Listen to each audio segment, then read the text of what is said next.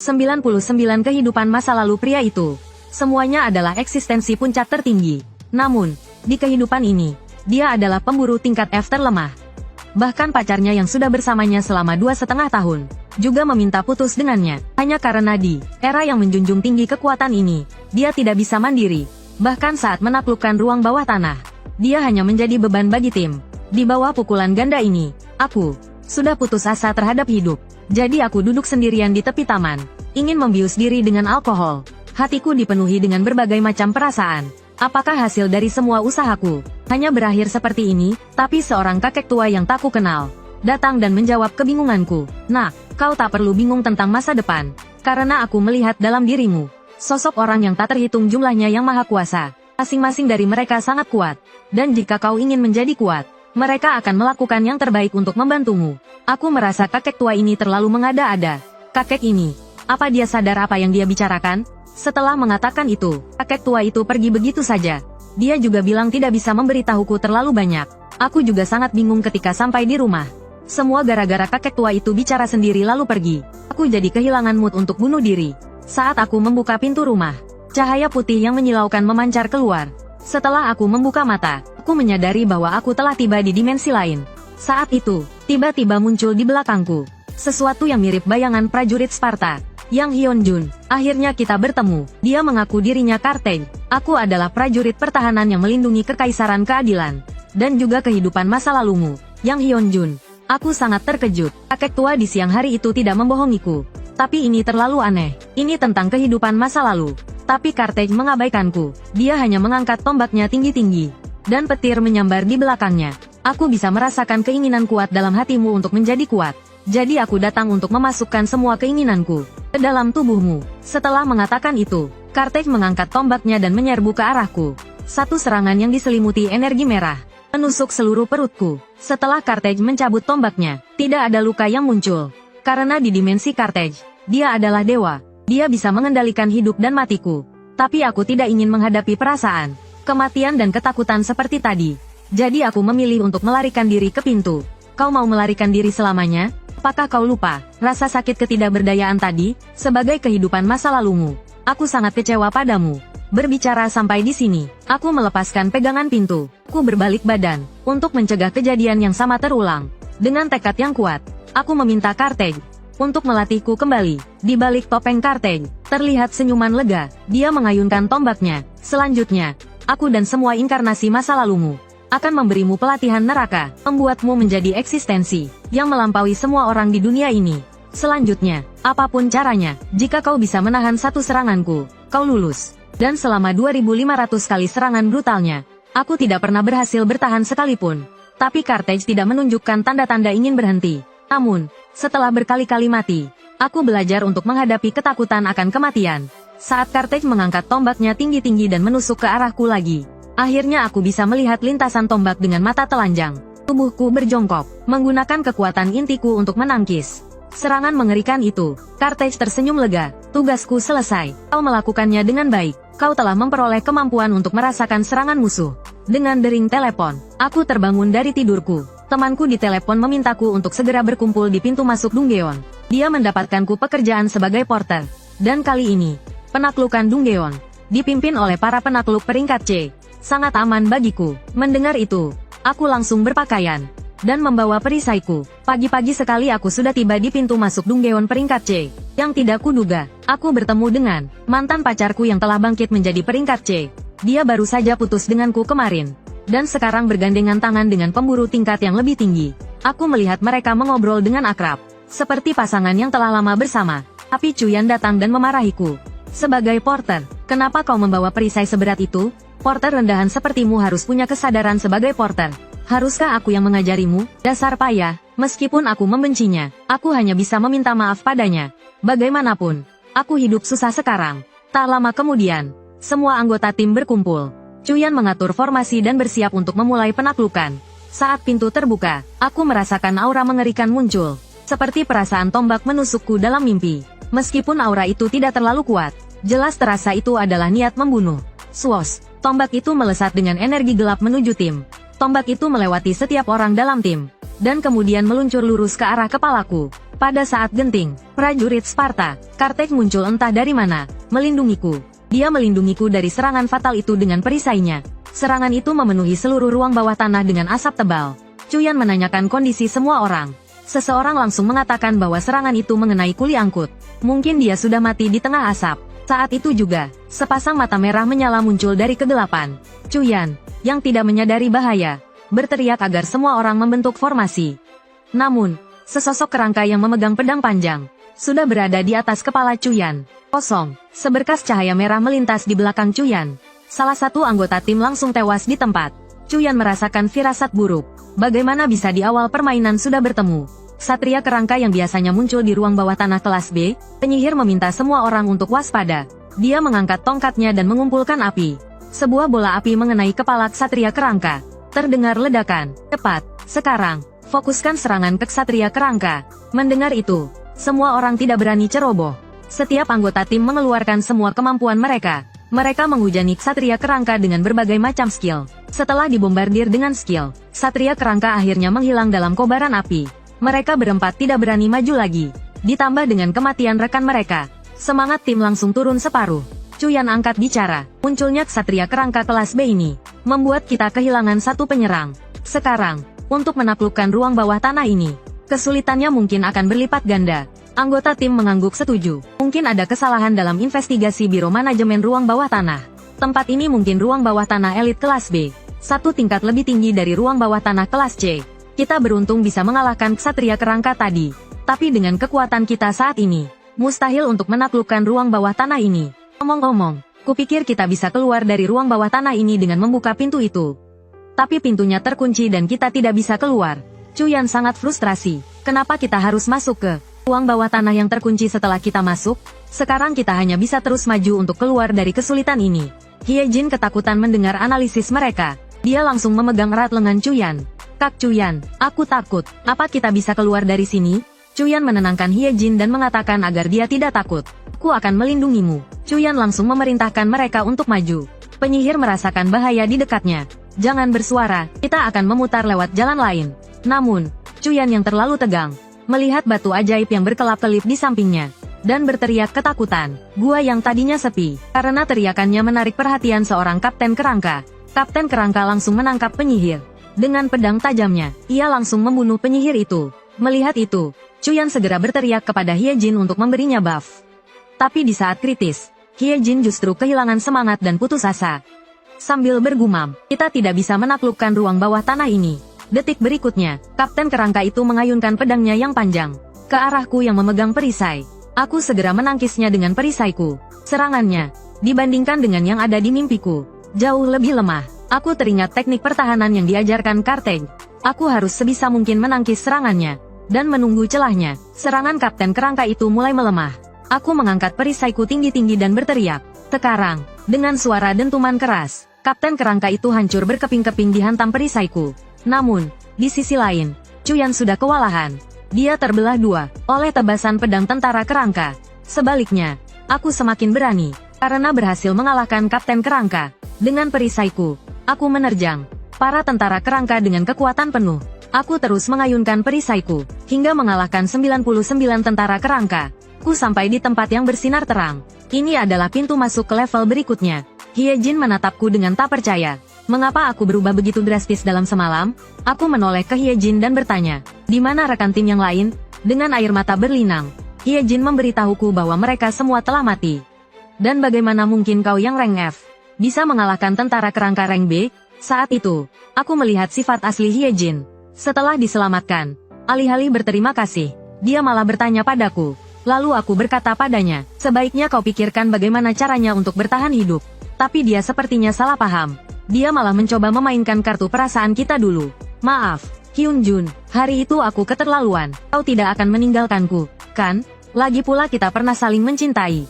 Aku mencibir dalam hati. Wanita ini benar-benar materialistis. Di saat hidup dan mati, yang dia pikirkan hanyalah dirinya sendiri. Aku menatapnya dan berkata, tentu saja, aku tidak akan meninggalkanmu. Saat aku membuka pintu ke level berikutnya, Hyejin mengingatkanku untuk berhati-hati. Tapi dalam hatinya dia mengumpatku bodoh. Dia berpikir untuk memanfaatkan aku, sebelum dia bisa pergi dengan selamat. Di balik pintu batu itu ada jembatan kayu. Di bawah jembatan kayu itu mengalir air kotor yang tampak menyeramkan. Suasana di sekitar terasa sangat aneh. Hyejin memintaku untuk menyeberangi jembatan kayu itu terlebih dahulu. Karena dia seorang wanita lemah dan takut untuk menyeberang sendirian. Mendengar itu, aku hanya bisa mengangguk. Saat aku melangkah ke jembatan kayu, terdengar suara berderit. Kerangka jembatan kayu itu tampak sudah lapuk. Beberapa bagiannya bahkan sudah jatuh ke air. Aku berjalan di tengah jembatan, dan tidak menemukan sesuatu yang aneh.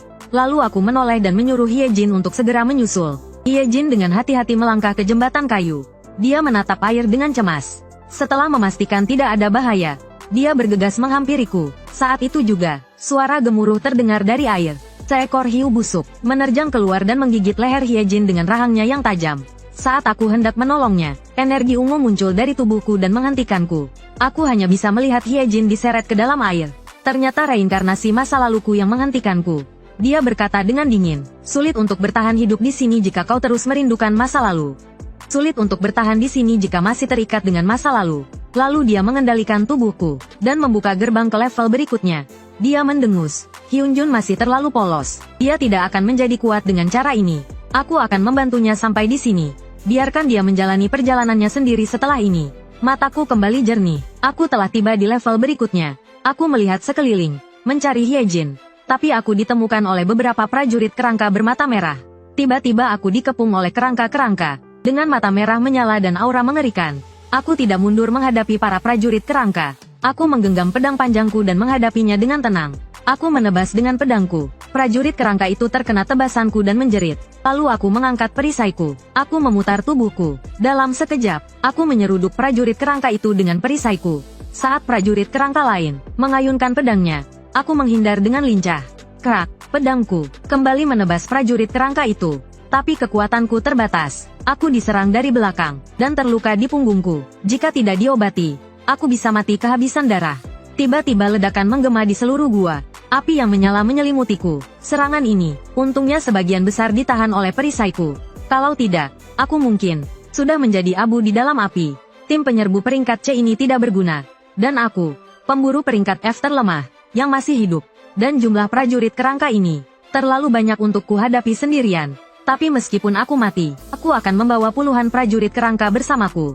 Saat itu, reinkarnasiku, pendekar pedang agung, tergerak oleh tekadku. Dia merasukiku. Seketika, auraku berubah drastis. Pedang di tanganku terasa lebih sakral. Aura biru memancar dari mataku. Kalian semua, makhluk lemah. Adalah suatu kehormatan bagi kalian untuk mati di tangan pendekar pedang agung, Sidon Miller. Kalian terhormat bisa mati di tanganku. Setelah berkata demikian, pendekar pedang agung Sidon Miller mengayunkan pedangnya di udara. Aura pedang berwarna biru pucat, seolah membelah seluruh ruang udara. Setelah Sein pedang menyelesaikan tebasannya, dia meninggalkan tubuhku. Saat berpisah, dia berkata padaku, "Bocah yang menarik, kita akan bertemu lagi." Kembalinya Sein pedang disertai pilar cahaya, dan tempat ini adalah tempat jiwa bersemayam. Duduk di meja bundar, adalah Tuan Kegelapan dan Sein pedang yang baru saja merasukiku. Saat itu, salah satu kehidupan lampauku sebagai penyanyi wanita, ingin menjadi orang berikutnya yang melatihku.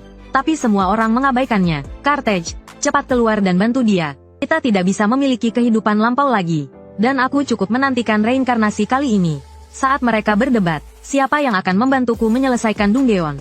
Penyanyi wanita itu diam-diam menyelinap ke pintu utama. Dia ingin menggunakan kekuatan musik untuk membantuku menaklukkan Dunggeon. Tapi tertangkap basah oleh Carthage. Dia menariknya ke belakang. Biarkan aku yang membantunya untuk pelatihan kedua kalinya. Saat gerbang ruang angkasa dibuka oleh Carthage, cahaya putih terpancar dari balik pintu. Carthage kembali muncul di hadapanku. Aku bertanya pada Carthage dengan bingung. Apa yang sebenarnya terjadi padaku? Carthage yang melayang di udara memberitahuku. Saat ini kau tidak perlu memikirkan terlalu banyak hal. Kau hanya perlu tahu bahwa kami semua membantumu menjadi lebih kuat. Tapi aku hanya pemburu kelas F. Meskipun aku menjadi sedikit lebih kuat melalui latihan. Sebelum aku selesai bicara, Carthage membanting ujung tombaknya ke tanah dengan keras. Carthage memegang tombaknya, dan menebasnya ke langit. Asteris krak, asteris. Ruang angkasa terbelah dengan retakan yang mengerikan. Bocah, sekarang percayakah kau bahwa kami memiliki kekuatan untuk membawamu ke puncak? Setelah serangan ini, aku takluk oleh kekuatan Carthage. Kehidupan lampauku. Aku akan melakukan apapun yang kau katakan. Tentu saja, lagi pula. Siapa yang tidak mau memiliki sandaran yang kuat? Carthage melambaikan tangannya, dan memulihkan seluruh batu ajaib. Seekor monster raksasa berwarna hijau muncul di hadapanku. Aku mundur 2 langkah karena terkejut. Monster macam apa yang kau panggil? Jangan khawatirkan hal-hal yang tidak penting. Yang harus kau lakukan sekarang adalah mengangkat perisaimu dan kalahkan dia. Mendengar itu, aku tertegun. Bagaimana mungkin aku bisa mengalahkan monster level ini? Carthage hanya menyilangkan tangannya, dan memberitahuku bahwa ini adalah pelatihan kedua. Jika kau ingin mengalahkan monster itu, kau harus mencari caranya sendiri. Detik berikutnya, monster hijau itu menerjangku sambil membawa tongkat kayu. Aku mengumpat, sialan, tapi aku tetap mengangkat perisaiku. Asteris dentang, asteris. Monster hijau itu menghantam perisaiku dengan keras. Daya dorong yang kuat membuatku terlempar ke belakang. Aku terus-menerus batuk darah, dan yang lebih parah lagi, aku tidak bisa mati. Begitulah, setelah berkali-kali disiksa dan dibunuh oleh monster kulit hijau itu, akhirnya, pada kematian ke-80ku, aku bisa melihat gerakan ayunan tongkatnya, dan ayunannya saat memukul perisaiku juga sangat lebar. Asal aku bisa memanfaatkan celahnya, aku bisa mengalahkannya. Jadi, berdasarkan strategi yang kusimulasikan di pikiranku, pertama aku menghindari serangannya, lalu mengumpulkan energi di perisaiku. Meskipun energinya jauh lebih sedikit daripada kekuatan pelindung Carthage, aku yakin pukulan ini akan membuat monster kulit hijau itu cacat, kalau tidak mati. Boom! Monster kulit hijau itu terkena pukulanku dengan keras. Seluruh perisaiku menghantam perutnya, dan saat aku mendarat kembali, monster kulit hijau itu hanya tersisa setengah badan. Aku menoleh ke belakang. Aku berhasil membunuh seekor monster kulit hijau. Tapi aku tidak senang, melainkan bertanya pada Carthage mengapa dia membantuku. Sebelum aku bisa menyelesaikan kalimatku, kesadaranku memudar dan aku jatuh ke tanah. Jawabannya, mungkin kau akan tahu nanti. Ketika aku membuka mata lagi, aku menyadari aku masih berada di ruang bawah tanah. Aneh sekali, padahal aku baru saja mengalami pertarungan sengit. Tapi aku tidak terluka sedikit pun. Lalu aku melihat batu ajaib kerangka di tanah. Aku mengambil batu ajaib itu. Meskipun aku tidak tahu bagaimana mereka mati. Untuk saat ini, lebih baik aku mencari cara untuk keluar dari sini hidup-hidup. Aku sampai di pintu terakhir. Pintu batu yang bobrok ini tertanam di dinding batu. Aku membuka pintunya, dan mengintip untuk melihat apa yang ada di sana. Ternyata ini adalah sebuah istana. Dan istananya sangat bersih. Saat itu, sepasang mata merah menyala berkedip dalam bayangan. Swos, Raja Kerangka setinggi 8 kaki muncul di hadapanku. Kemunculannya membuat seluruh aula bergetar. Menghadapi tekanan mengerikannya, aku segera menempatkan perisaiku di depanku untuk bertahan. Hatiku gelisah. Bisakah aku benar-benar mengalahkan Raja Kerangka ini? Pada saat yang sama, suara Carthage bergema di telingaku. Reinkarnasiku, jangan ragu, dengan kekuatan yang kau miliki sekarang. Di bawah perlindungan kami, kau tak terkalahkan. Setelah mengatakan itu, Carthage mengaktifkan perlindungan maksimal untukku. Energi yang kuat dan dahsyat memancar dari kedua mataku sebagai 2 kilatan petir. Dalam sekejap, aku mengangkat perisaiku dan menyerbu Raja Kerangka. Ketika aku mencapai Raja Kerangka, aku tiba-tiba berhenti. Raja Kerangka terlalu besar. Jadi aku menjaga jarak untuk melihat kelemahannya. Saat itu, Raja Kerangka menyerangku dengan serangan luas. Aku segera mengeluarkan perisaiku untuk bertahan. Ini akan sangat mengurangi kerusakan yang kuterima. Meski aku terlempar ke dinding oleh Raja Tengkorak, dan menimbulkan suara dentuman yang keras. Serangannya tidak terlalu berpengaruh. Aku tidak terluka parah, jadi aku masih bisa bertarung. Aku menopang tubuhku dengan perisai, dan perlahan berdiri. Lalu, aku menghentakkan kaki ke tanah, dan menjauh dari jangkauan serangan Raja Tengkorak. Raja Tengkorak terlihat sedang mengumpulkan energi. Ia bersiap menebasku dengan pedangnya. Detik berikutnya, cahaya merah serangan Raja Tengkorak melintas di atasku. Aku menghindarinya dengan gerakan cepat. Aku berhasil menghindari tebasannya, dan dalam serangannya itu, aku menemukan celah pada Raja Tengkorak. Dalam hatiku, aku berseru, inilah saatnya. Dengan perisai yang dipenuhi energi, seolah memotong sayuran, aku membelah lengan Raja Tengkorak menjadi 2. Raja Tengkorak meraung kesakitan. Dengan cepat, ia mengambil posisi bertahan. Melihat aku tidak menyerang, Raja Tengkorak berbalik menyerangku. Aku mati-matian menangkis serangannya dengan perisai. Aku menahan serangan Raja Tengkorak. Namun, serangannya kini semakin sulit kutahan. Kenapa serangannya semakin cepat? Aku memutar tubuhku dan melesat ke depan Raja Tengkorak. Bertarung langsung dengan Raja Tengkorak. Memanglah gayaku, Jiang Xianjun. Detik berikutnya, perisaiku menghancurkan seluruh kaki kanan Raja Tengkorak. Aku terengah-engah. Raja Tengkorak yang tidak bisa bergerak lagi, kini bukan ancaman. Aku mengangkat perisaiku dan berkata kepada Raja Tengkorak, tragedi penaklukan ruang bawah tanah ini harus berakhir. Di sisi lain, tim investigasi telah menutup seluruh ruang bawah tanah. Setelah 3 hari tanpa kabar dari tim khusus, mereka dianggap tewas, dilarang melewati batas. Tim tanggap darurat, harap bersiap untuk kemungkinan monster melarikan diri. Namun saat itu, aku muncul di pintu keluar ruang bawah tanah. Aku keluar dari ruang bawah tanah. Dengan tubuh penuh luka, tim investigasi kemudian memerintahkan tim tanggap darurat untuk membatalkan pemberitahuan sebelumnya. Dengan ekspresi terkejut, ia bertanya, "Di mana para pemburu yang bersamamu?" Aku menarik napas dalam-dalam. Mereka semua tewas. Hanya aku yang selamat. Mendengar itu, ia segera menunjukkan lencananya dan berkata, "Saya Lin Hao dari tim investigasi Biro Manajemen Bawah Tanah. Bolehkah saya melihat lisensi pemburu Anda?" Saat melihat lisensiku, ia tertegun. "Hanya pemburu peringkat F." Lin Hao bergegas menghampiri ketuanya yang sedang menikmati makanan penutup. "Ketua, baru saja, seorang pemburu peringkat F berhasil menaklukkan ruang bawah tanah peringkat B." Mendengar itu, ketua tim sampai donat yang dimakannya terasa pahit. Donatnya terasa seperti pare. Ketua tim jelas-jelas tidak percaya perkataan Lin Hao. "Lin Hao, kamu sudah dewasa. Aku menyuruhmu menyelidiki Donggaeon, tapi malah bercanda seperti ini." Lin Hao tahu ketua tim tidak akan percaya. Maka dia mengeluarkan ponsel jadulnya. "Ketua, lihat ini. Orang ini, sertifikat hunternya hanya level F. Tapi dia bisa menyelesaikan Donggaeon level B yang sebelumnya gagal kita selidiki. Lin Hao, kamu masih terlalu muda. Kemungkinan menjadi Awaken kedua sangat rendah. Dan dia terlihat sangat payah. Jelas dia bukan Awaken kedua. Kita perlu memastikannya dulu sebelum memutuskan." Karena tidak bisa meyakinkan ketua tim, Lin Hao berbalik dan pergi. Dia jelas tidak terima dengan kesimpulan ketua tim. Di sisi lain, aku perlahan membuka mata di rumah. Rasanya nyaman sekali berada di rumah. Tapi setelah aku tertidur, di tempat latihan dalam mimpiku, seorang pria beraura hitam menyapaku dengan sopan. "Halo, Kang Hyunjun. Kita bertemu lagi. Apakah kamu ingat siapa aku?" Aku terkejut. Reinkarnasi kali ini bukan Kartej. "Lalu siapa orang ini?" "Aku tahu kamu orang yang menyelamatkanku di Donggaeon. Tapi bisakah kau memberitahuku namamu?" Reinkarnasi itu terkekeh. Reinkarnasi kali ini memang menarik. Meskipun terlihat lemah, tapi hatinya sangat berani. "Hyunjun, ingatlah, namaku Hasan Isabah. Aku butuh usaha untuk bertemu denganmu." Meskipun aku bingung, Hasan Isabah bilang aku tak perlu tahu terlalu banyak. "Kamu hanya perlu tahu ada reinkarnasi lain yang ingin bertemu denganmu sebelum aku. Tapi aku bisa pastikan, saat kau dalam bahaya, orang pertama yang kau ingat adalah aku. Sekarang, tanpa basa-basi lagi, mari kita mulai pelajarannya." Aku melihat sosoknya menghilang ke dalam bayangan. Aku penasaran bagaimana dia melakukannya. Hasan Isabah berkata dari dalam bayangan, "Aku akan terus menyerang jantungmu dari bayangan. Jika kau bisa menghindari sekali saja, pelajarannya selesai." Setelah itu, sebuah pedang muncul dari bayangan dan menuju ke jantungku. Tapi pedang itu berhasil kuhindari berkat indera pembunuhku. Wajah Hasan Isabah menunjukkan senyuman puas. "Bagus, bagus. Kemajuanmu sangat pesat. Sepertinya Kartej tidak mengajarimu. Kalau begitu, pelajaran hari ini cukup sampai di sini." Tapi aku tidak mengerti maksud tersembunyinya. Yaitu, semakin kuat aku, semakin banyak orang dan hal jahat yang akan menggangguku. Keesokan paginya, aku pergi ke guild. Aku memberikan kantong berisi magic crystal kepada resepsionis. Aku ingin menjual batu ajaib ini. Kalau bisa, aku juga ingin perisai ini diidentifikasi. Resepsionis bilang padaku, biaya identifikasi adalah 5.000 won. Setelah membayar, tinggal tunggu penilai mengidentifikasinya. Saat dia melihat lisensi pemburu milikku, suaranya sedikit gemetar. Lalu dia memintaku untuk menunggu sebentar di ruang tunggu. Tapi diam-diam dia melaporkan kedatanganku ke Lin Hao di guild. Dia melaporkan tentang transaksiku di guild.